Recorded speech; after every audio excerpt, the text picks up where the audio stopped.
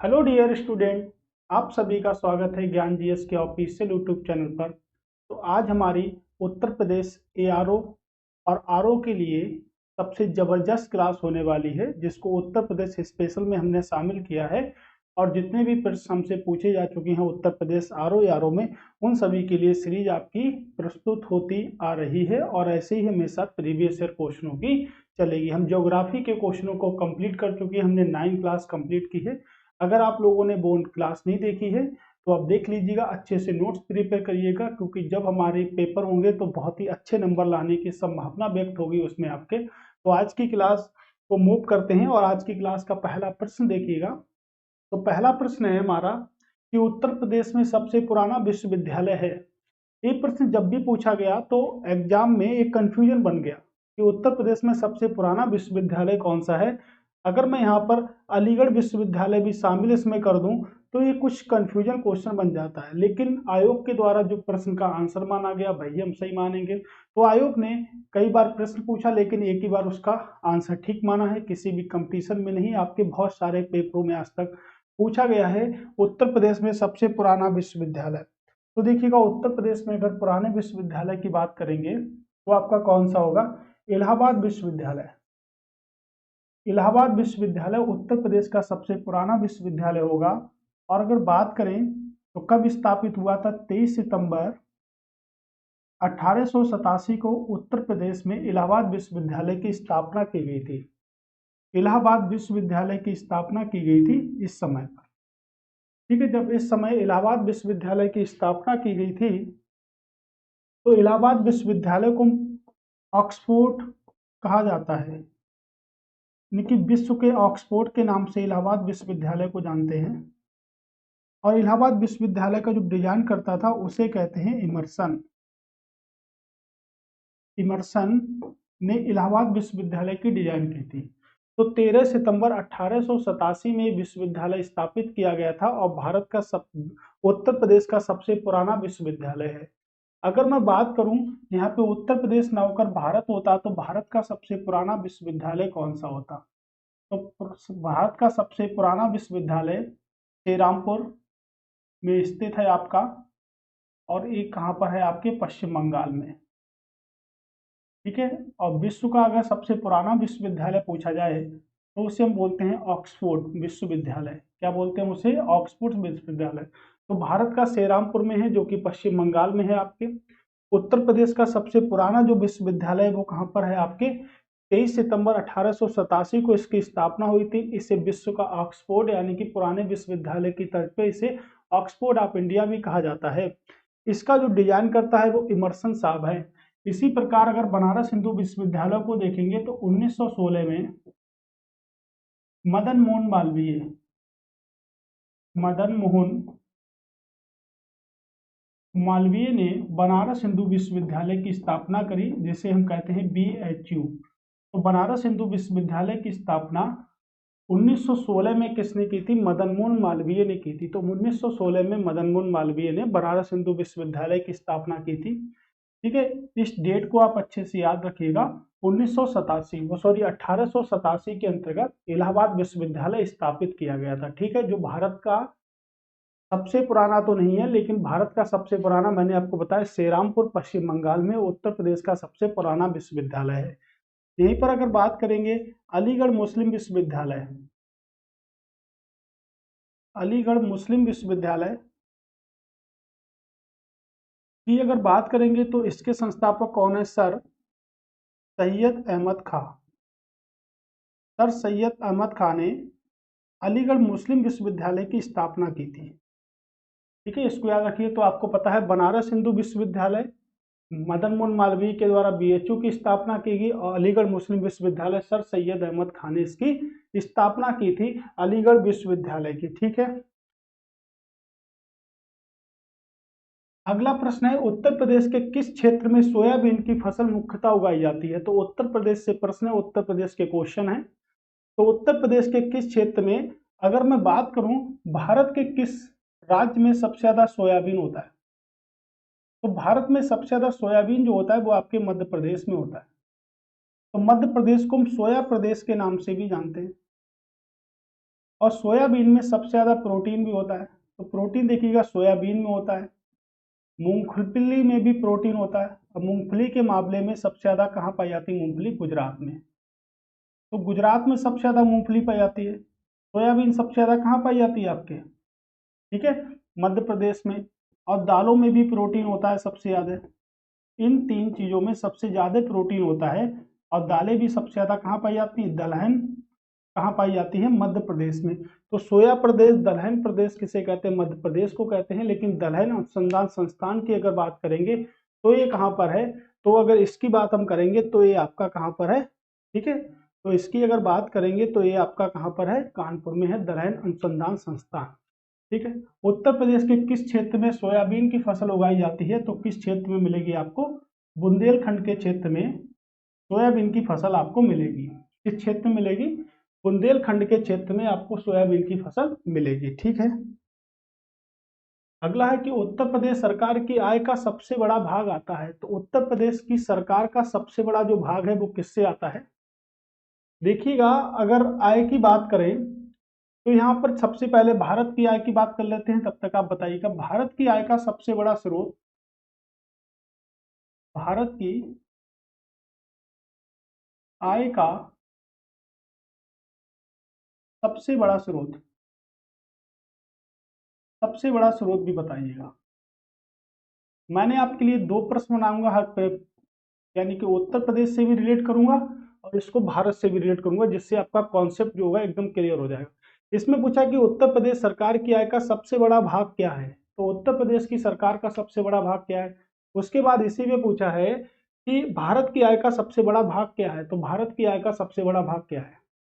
ठीक है, तो उत्तर प्रदेश की आय का सबसे बड़ा भाग क्या होगा? तो उत्तर प्रदेश की आय का सबसे बड़ा भाग जो है वो आपका सेवा क्षेत्रों से आता है। किससे आता है? सेवा क्षेत्रों से आता है भारत का। और कारपोरेट टैक्सों से आता है, कारपोरेट कर से आता है। लेकिन उत्तर प्रदेश की बात करेंगे तो उत्तर प्रदेश की आय का सबसे बड़ा जो भाग है वो क्या है आपका? व्यापार कर है, यानी कि ट्रेड। क्या है आपका? तो सबसे बड़ा जो भाग है वो आपका क्या है? ट्रेड है। ओके, तो इस तरह हमने देखा है जो कर आपके होते हैं वो आपके दो प्रकार के होते हैं। आइए समझते हैं। टैक्स, अगर टैक्स की बात करें तो टैक्स जो होते हैं दो प्रकार के होते हैं। एक होता है प्रत्यक्ष कर और एक होता है अप्रत्यक्ष कर।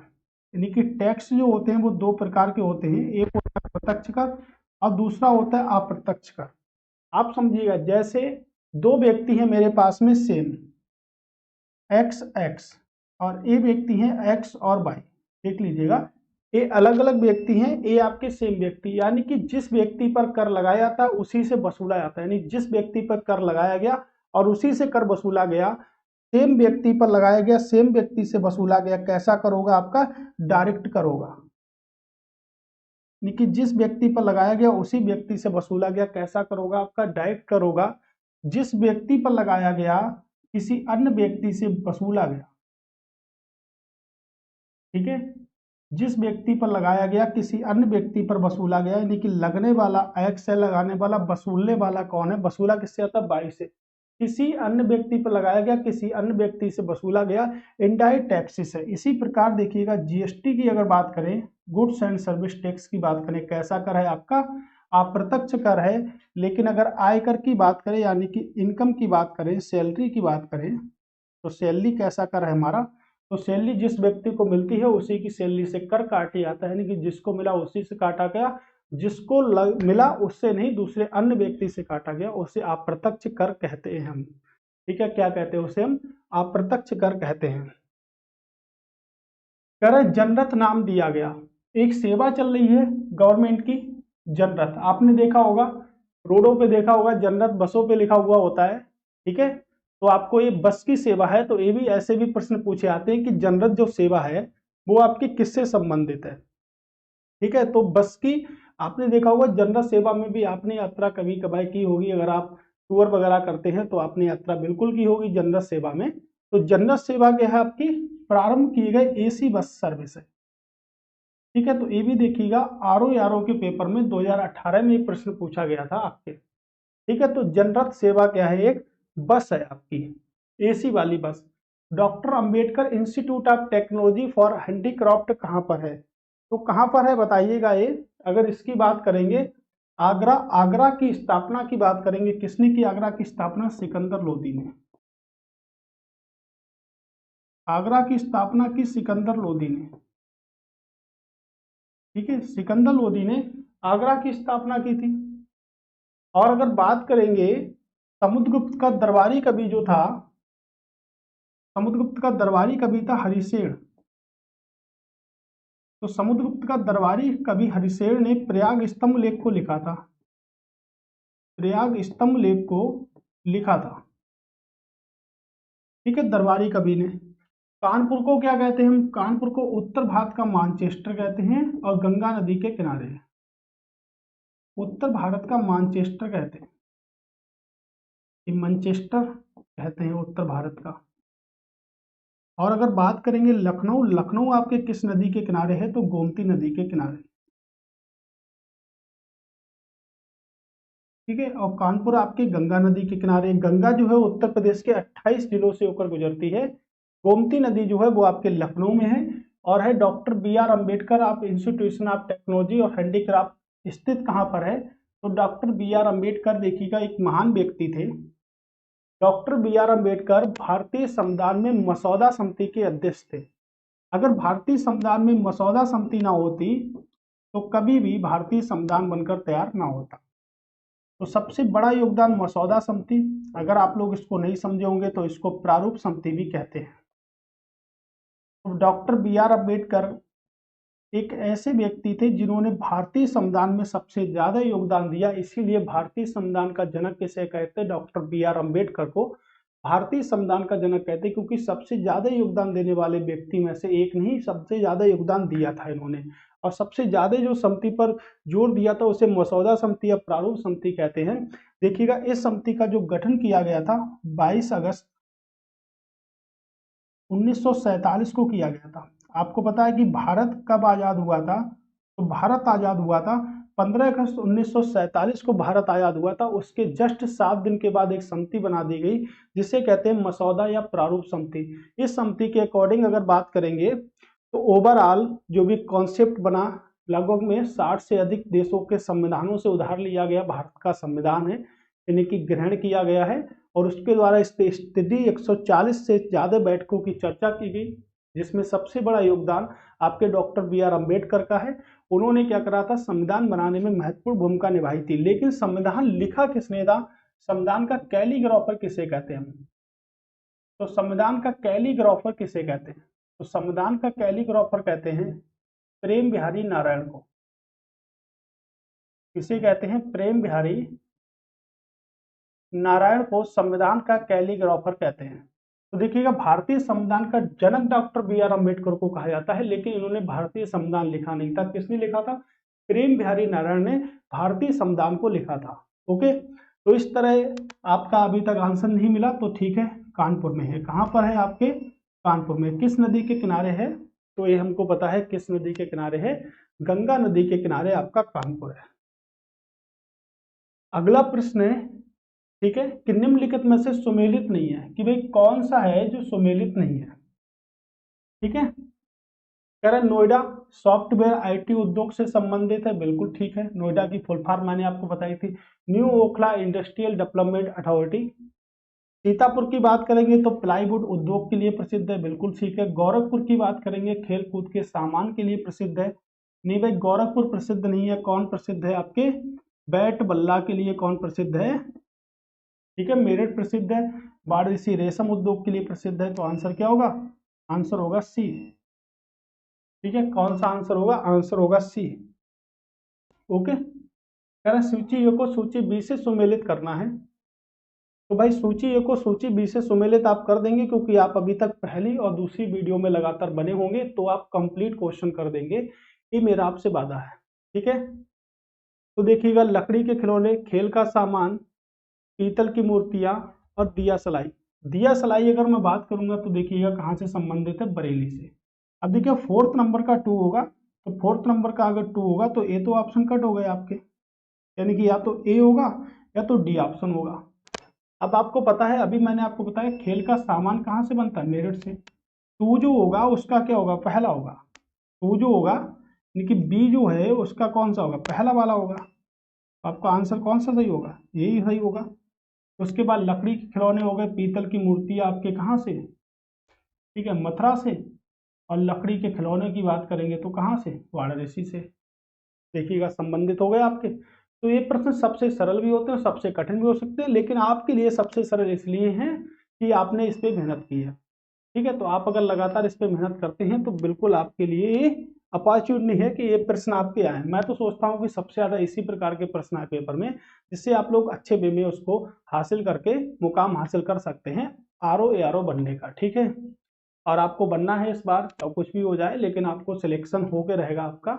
ठीक है, अगर आप बने रहते हैं ज्ञान जीएस को, तो जिसने लाइक नहीं की है वीडियो को वो लाइक कर दे, कमेंट्स जरूर करें और कमेंट्स में बताएं कि सर ये कमियां हैं आपकी, या सर वीडियो कैसी लगती है हमको, हर टाइप का बताइएगा कि भाई किस टाइप से हमें अच्छी वीडियो लगती है आपकी, या किस टाइप से हमें बेकार वीडियो आपकी लग रही है। ठीक है, अब जी है आपका कि उत्तर प्रदेश में कृषि अनुसंधान परिषद स्थित है। तो उत्तर प्रदेश में कृषि अनुसंधान परिषद कहाँ पर स्थित है आपका, ठीक है, तो कहाँ पर स्थित है उत्तर प्रदेश में कृषि अनुसंधान परिषद, कहाँ पर स्थित है, तो आपके लखनऊ में स्थित है। ठीक है, कहाँ पर स्थित है, आपके लखनऊ में। एक बल्लाहना क्वेश्चन सिर्फ इसलिए पेपर पूछे जाते हैं कि जब लगातार ऐसे प्रश्न पूछे जाएंगे ना, तो आप एक ना एक प्रश्न गलत कर दोगे।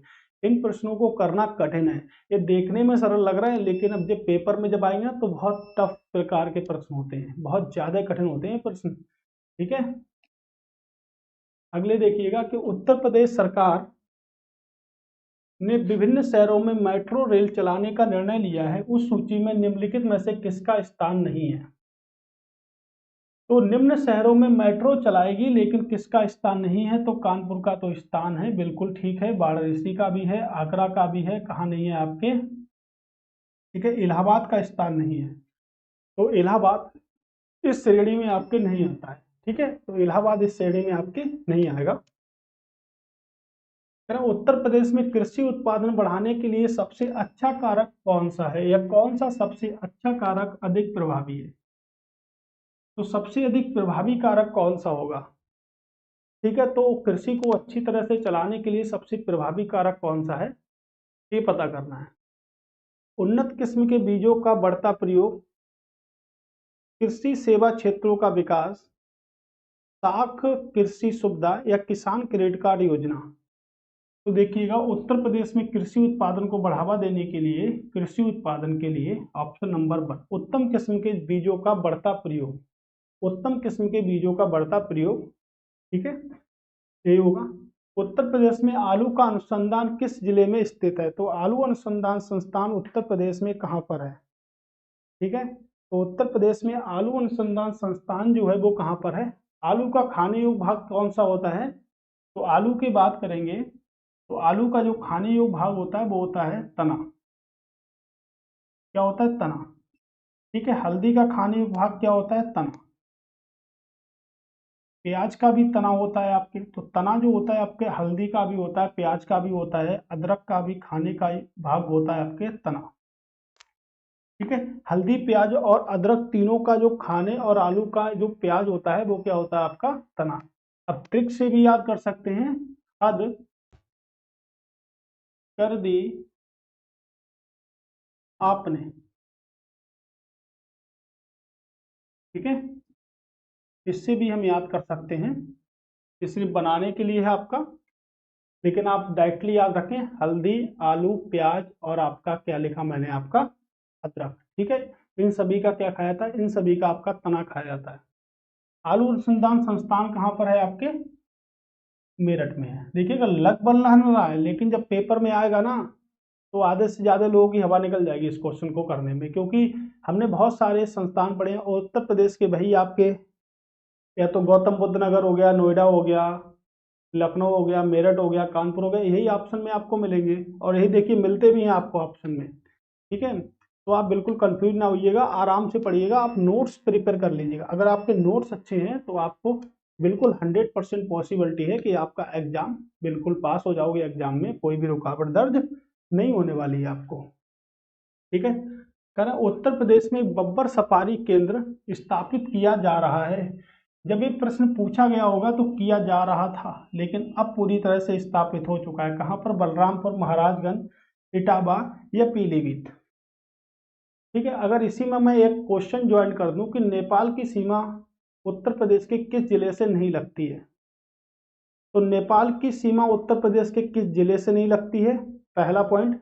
और इसका बब्बर से सफारी जो स्थापित किया जा रहा है, स्थापित हो चुका है, कहां पर है? आंसर दोनों का एक ही होगा इसमें, बताइएगा क्या है, लीजिएगा, देख लीजिएगा क्या होगा इसका आंसर। ठीक है, तो देखिएगा इसका आंसर क्या होगा। बलरामपुर से नेपाल की सीमा लगती है, महाराजगंज से लगेगी, पीलीभीत से लगेगी, कहां से नहीं लगेगी? इटावा से नहीं लगेगी। तो बब्बर शेर का जो केंद्र है वो कहां पर है? आपके इटावा में है। अगर एशियाटिक शेरों के लिए भारत में पूछा जाए कि एशियाटिक शेरों के लिए भारत में कौन सा केंद्र प्रसिद्ध है, एशियाटिक शेरों के लिए भारत में कौन सा केंद्र प्रसिद्ध है, तो गिर नेशनल पार्क, गिर नेशनल पार्क प्रसिद्ध है। कहां पर है गिर नेशनल पार्क आपके? तो गिर, गी से गिर, गा से गुजरात, कहां पर है आपके? गुजरात में। ठीक है, तो गुजरात में है आपका। ओके, अगला प्रश्न है कि वर्तमान में लखनऊ में निम्नलिखित में से कौन है? तो अब लिखिएगा, प्रश्न पूछ लिया गया कि वर्तमान में बताइएगा कि लखनऊ में कौन है, यानी कौन से संस्थान जो हैं वो लखनऊ में उपस्थित हैं। जल संसाधन, बिल्कुल ठीक है। विश्व जल दिवस कब बनाते हैं हम? तो विश्व जल दिवस बनाते हैं 22 मार्च को। कब बनाते हैं? 22 मार्च को विश्व जल दिवस मनाते हैं। तो जल संसाधन का संगठन कहाँ पर है? लखनऊ में है। नगर निगम का भी लखनऊ में है, विकास प्राधिकरण का भी लखनऊ में है, जिला नगरीय विकास अभिकरण का भी लखनऊ में है। यानी कि ऑप्शन चारों सही है। क्या सही है? चारों के चारों सही हैं। विश्व जल दिवस की बात करेंगे तो देखिएगा, जल को बोलते हैं H2O, साइंस की भाषा में क्या बोलते हैं? हाइड्रो ऑक्साइड बोलते हैं। ठीक है, क्या बोलते हैं? हाइड्रो ऑक्साइड बोलते हैं साइंस की भाषा में। ओके, तो साइंस की भाषा में इसे हम हाइड्रो ऑक्साइड बोलेंगे। और आपका सभी का सभी आंसर क्या है? ठीक है। अगला प्रश्न है कि उत्तर प्रदेश में बौद्ध व जैन का पवित्र तीर्थ स्थली है, तो बौद्ध व जैन की पवित्र तीर्थ स्थली क्या है, ये बतानी है। अगर बौद्ध धर्म की बात करेंगे तो बौद्ध धर्म के संस्थापक किसे कहते हैं? महात्मा बुद्ध को। बौद्ध धर्म का संस्थापक कहते हैं महात्मा बुद्ध को। ठीक है, तो महात्मा बुद्ध को बौद्ध धर्म का संस्थापक कहते हैं। बौद्ध धर्म की पवित्र पुस्तक है त्रिपिटक। बौद्ध धर्म की पवित्र पुस्तक क्या है? त्रिपिटक। क्या लिखेंगे? त्रिपिटक। त्रिपिटक बौद्ध धर्म की पवित्र पुस्तक है। ठीक है, और जैन धर्म की बात करेंगे तो जैन धर्म का जो संस्थापक है उन्हें कहते हैं ऋषभदेव। ऋषभदेव, ऋषभदेव का जो जन्म हुआ था वो कहां पर हुआ था? आपके अयोध्या में हुआ था। कहां पर हुआ था? अयोध्या में हुआ था ऋषभदेव का जन्म। और ऋषभदेव का जन्म अयोध्या में हुआ था। इन्हें जैन धर्म का संस्थापक कहते हैं। और जैन धर्म की जो पवित्र पुस्तक है, या तो उसको त्रिनेत्र बोल दूं या हम बोल सकते हैं आगम। आगम ठीक है, तो आगम बोलिएगा। ठीक है, आगम क्या है? इनकी पवित्र पुस्तक है। गौतम बुद्ध का जो जन्म हुआ था, यानी कि भगवान बुद्ध का जो जन्म हुआ था वो नेपाल में हुआ था। नेपाल के कपिल वस्तु में हुआ था। नेपाल के कहां पर हुआ था? कपिल वस्तु में हुआ था। ठीक है, कहां पर हुआ था? आपके कपिल वस्तु में हुआ था, नेपाल के।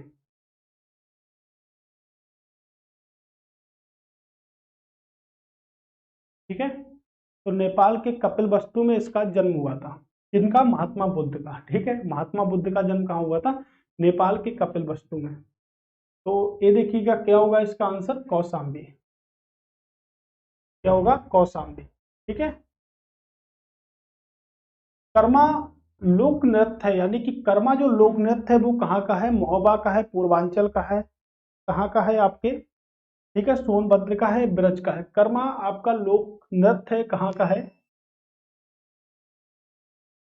ठीक है, सोनभद्र का है। ओके, कहाँ का है?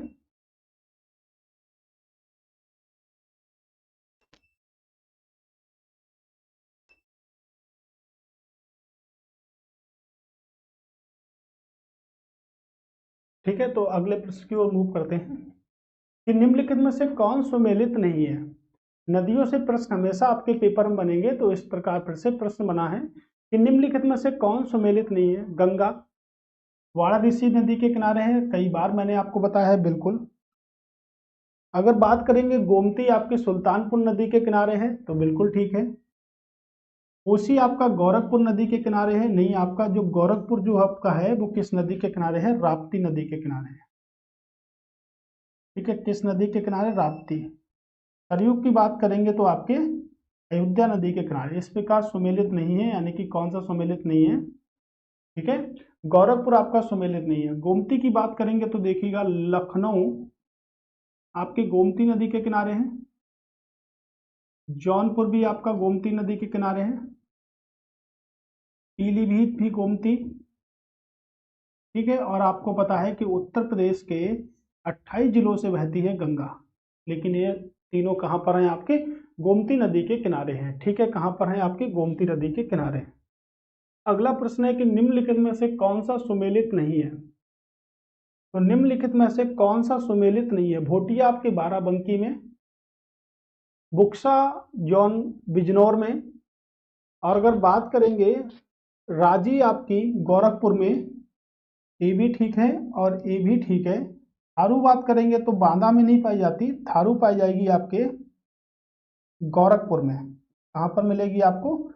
गोरखपुर के क्षेत्र में मिलेगी आपकी थारू।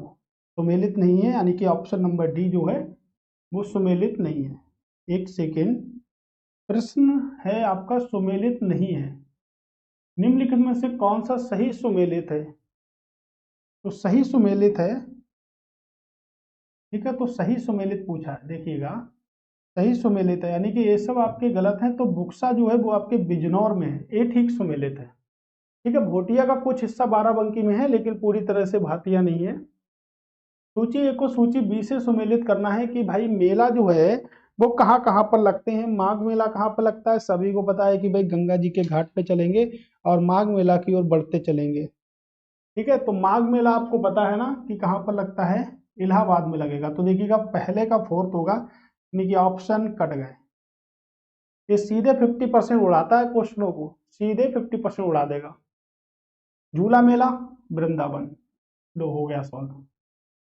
ठीक है, दूसरे का थर्ड हो गया। पशु मेला चले जाओ, कहाँ चले जाए? बटेश्वर में। देवा मेला बाराबंकी में। ठीक है, हो गया। देखिएगा दो प्रश्न करने के बाद दो ऑप्शन नीचे कट जाते हैं और दो ऑप्शन करने के बाद में आंसर भी निकल आता है। ठीक है, कितने सरल प्रश्न है, संभवतः समझ में भी आ रहे होंगे। निम्नलिखित में से सही सुमेलित नहीं है। भाई सही सुमेलित कौन सा नहीं है बताइएगा? देवा का मेला अभी हमने पढ़ा, बाराबंकी। कहाँ पर? आपके बाराबंकी में। ठीक है, बिल्कुल ठीक है। अल्हा मावा में, कजरी मिर्जापुर में, कर्मा आपका मथुरा में नहीं, अभी पढ़ा था हमने कहाँ पर? सोनभद्र में। कहाँ पर होगा? आपके सोनभद्र में। ठीक है, तो याद रखिए कहाँ पर होगा? सोनभद्र में। ठीक है, तो आपका ऑप्शन जो है वो आपका सी जो है वो गलत है। ठीक है, सी जो है वो सुमेलित नहीं है। चलें, उत्तर प्रदेश के निम्नलिखित किस स्थान पर नाभिकीय ऊर्जा परियोजना स्थित है? तो उत्तर प्रदेश में किस स्थान पर नाभिकीय ऊर्जा परियोजना है? तो किस स्थान पर है आपके नाभिकीय ऊर्जा परियोजना? ठीक है, कहाँ पर है? आपके नरौरा में। तो उत्तर प्रदेश के बुलंदशहर डिस्ट्रिक्ट यानी कि नलौरा में आपकी पड़ती है। हरदुआगंज की बात करेंगे तो कहाँ पर है बताइएगा? मैंने आपको पढ़ाया था उत्तर प्रदेश में, मैंने आपको पढ़ाया था कि हरदुआगंज जो है वो आपकी कहाँ पर है। ठीक है, हरदुआगंज आपकी बता सकते हो कहाँ पर है? मैंने आपको पहले दिन ही जियोग्राफी में पढ़ाया था कि हरदुआगंज कहाँ पर है। तो हरदुआगंज आपके अलीगढ़ में है। ठीक है, हरदुआगंज अलीगढ़ में है। ओबरा आपकी कहाँ पर है? सोनभद्र में है। ठीक है, कहाँ पर है? आपकी सोनभद्र में है। ठीक है, तो उत्तर प्रदेश में नरौरा है आपकी। तो भारत की पहली, अगर बात करें भारत की पहली परमाणुकीय ऊर्जा परियोजना कहाँ पर स्थापित की गई, तो भारत की पहली है आपके तारापुर, और तारापुर आपकी महाराष्ट्र में है। ठीक है, ये सबसे पहले स्थापित की गई थी। कैगा है आपकी, का से कैगा, का से कर्नाटक।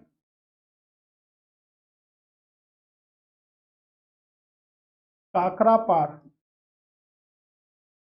काकरापार आपके गुजरात में है। बात करेंगे रावत भाटा, राजस्थान में है। कहाँ पर है आपके राजस्थान में। उसके बाद अगर बात करेंगे कलपक्कम, कलपक्कम कुंडल, कुंडल कुलम, ये दोनों कहाँ पर हैं, ये दोनों आपके तमिलनाडु में है। ठीक है, कहाँ पर है आपके तमिलनाडु में है। तो याद रखिएगा उत्तर प्रदेश में क्या है, तो उत्तर प्रदेश में आपके नरौरा है। कहाँ पर है उत्तर प्रदेश में, नरौरा बुलंदशहर में है। ठीक है, तो उत्तर प्रदेश में क्या है आपके, नरौरा है। उत्तर प्रदेश में सर्वाधिक जिलों में किसका क्षेत्रफल सर्वाधिक है, उत्तर प्रदेश के निम्नलिखित जिलों में सर्वाधिक क्षेत्रफल किसका है। तो सर्वाधिक क्षेत्रफल की बात की जा रही है, यानी कि सर्वाधिक क्षेत्रफल जो है वो किस जिले का है आपके। ठीक है, तो सर्वाधिक क्षेत्रफल है वो किस जिले का है। ओके, तो देखिएगा उत्तर प्रदेश में, उत्तर प्रदेश का क्षेत्रफल जो है वो कितना है, उत्तर प्रदेश का क्षेत्रफल है 2,40,928 किलोमीटर स्क्वायर। ये उत्तर प्रदेश का क्षेत्रफल है। भारत के अनुसार उत्तर प्रदेश का क्षेत्रफल कितना है, तो भारत के अनुसार उत्तर प्रदेश का क्षेत्रफल आपके 7.33% है। और भारत के 28 राज्य में उत्तर प्रदेश क्षेत्रफल में किस स्थान पर आता है, तो चौथे नंबर पर आता है। कल एक प्रश्न भी आया था आपके पेपर में। ठीक है, किस स्थान पर आता है, तो फोर्थ स्थान पर आपके आता है। ठीक है, तो उत्तर प्रदेश का क्षेत्रफल है भारत के अनुसार कितना है, 7.33% है। ठीक है, जिसमें सबसे ज्यादा उत्तर प्रदेश का जो जिला है उसका क्षेत्रफल है सबसे ज्यादा लखीमपुर खीरी का। ठीक है, देखिएगा सबसे ज्यादा है लखीमपुर खीरी का। लखीमपुर खीरी के बाद सेकंड प्लेस पर आता है आपके सोनभद्र। ठीक है, सेकंड प्लेस पर कहाँ आता है, सोनभद्र आता है। सोनभद्र के बाद थर्ड प्लेस की बात करेंगे तो थर्ड प्लेस पे आपके हरदोई आता है। ठीक है, और फोर्थ प्लेस की बात करेंगे, फोर्थ नंबर की बात करेंगे तो फोर्थ नंबर पर आपके सीतापुर आता है। ठीक है, फोर्थ नंबर पर क्या आता है, सीतापुर आता है। यानी कि सबसे ज्यादा आपका यहीं पर है। अगर पूछ लेता है प्रश्न की सबसे कम बताइएगा, तो सबसे कम कहाँ पर है आपके, हापुड़ में है। हापुड़ के बाद आपके भदोई, भदोई के बाद गाजियाबाद, और गाजियाबाद के बाद आपका शामली में। ठीक है, तो उत्तर प्रदेश के न्यूनतम क्षेत्रफल वाले जिले बढ़ते हुए क्रम में, सबसे कम हापुड़, हापुड़ के बाद भदोई, भदोई के बाद किसका, गाजियाबाद और शामली। सबसे ज्यादा उससे कम, उससे कम, उससे कम। ठीक है, ये बढ़ते हुए क्रम में, ये घटते हुए क्रम में। ओके, तो आप पेपर में सॉल्व कर देंगे, उम्मीद है मुझको कंप्लीट आप लोग सॉल्व कर दोगे पेपर में। ठीक है, कह रहा उत्तर प्रदेश का प्रथम बायोटेक पार्क कहाँ स्थापित किया गया, तो बायोटेक पार्क जो है उत्तर प्रदेश का कहाँ स्थापित किया गया था। ये प्रश्न इससे पहले भी शायद हम पढ़ चुके हैं और सभी को पता है कहाँ पर स्थापित किया गया, लखनऊ में। तो लखनऊ में उत्तर प्रदेश का पहला बायोटेक पार्क स्थापित किया गया। ओके, अब आ जाओ कि रमपुरबा जो भारत में प्रथम गांव सौर ऊर्जा प्लांट बनाने वाला है, कहां पर स्थापित है, कहां पर स्थापित है, तो उत्तर प्रदेश के क्वेश्चन है, तो उत्तर प्रदेश के जालौन में, जालौन जिले में आता है। और जालौन जिला आपके उत्तर प्रदेश में आता है। क्या ठीक आंसर होगा, option number D, option number D इसका राइट आंसर होगा। ये देखिए भारत में लाल मृदा मुख्यतः कहाँ पाई जाती है, तो भारत में जो लाल मृदा है वो मुख्यतः कहाँ पर पाई जाती है। ठीक है, तो भारत में लाल मृदा जो है मुख्यतः कहाँ पर पाई जाती है, तो देखिएगा सबसे ज्यादा जो मृदा पाई जाती है भारत में, ये उत्तर प्रदेश में पूछा, सॉरी, उत्तर प्रदेश में लाल मृदा सबसे ज्यादा कहाँ पाई जाती है? भारत में जो सबसे अधिक मृदा जो पाई जाती है उसे क्या कहते हैं? उसे कहते हैं जलोढ़ मिट्टी, जलोढ़ मृदा कहते हैं। और जलोढ़ जो मृदा होती है वो दो प्रकार की होती है, एक तो नई जलोढ़ मृदा होती है से, और एक होती है पुरानी। तो पुरानी जो जलोढ़ होती है उसे कहते हैं बांगर, जो नई जो होती है उसे क्या कहते हैं? तो उसे कहते हैं खादर।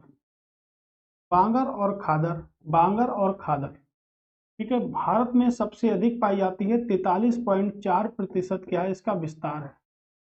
तो 43.4% इसका विस्तार है, ठीक है। कहां पर है? भारत में इसका विस्तार है 43.4%, और भारत में सबसे अधिक पाई जाती है। उसके बाद पाई जाती है काली मृदा, जो कपास की खेती के लिए सबसे उपजाऊ होती है।